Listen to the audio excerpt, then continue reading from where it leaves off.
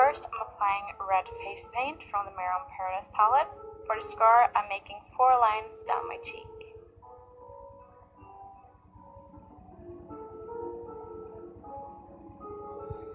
Apply Maron Rigid Collodion, which is a scarring liquid that will dry out your skin and make the effect of a real looking scar. Apply multiple layers for a better effect.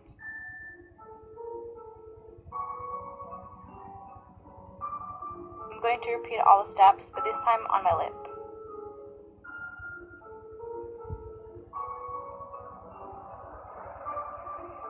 Apply some red eyeshadow to make the scar look irritated.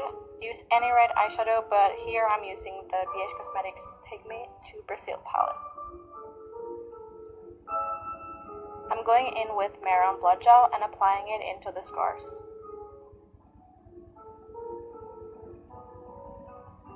Another effect is to use wax. I'm using Maron modeling wax to create a wound. I find it easier to work with if I warm up the products with my hands. I try to make the wax as invisible as I can so that the scar will look real and that the scar is blended out with my skin.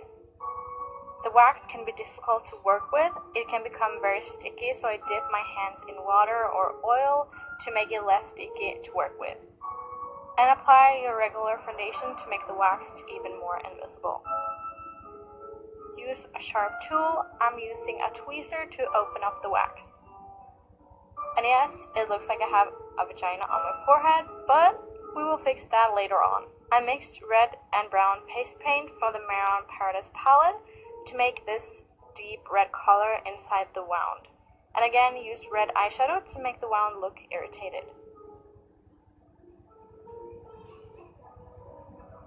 And I also applied blue and yellow eyeshadow to make the wound look infected. Going in with the Maron Blood Gel again, but this time I'm applying it on a sponge to make it more realistic than it would be if you applied it with a brush.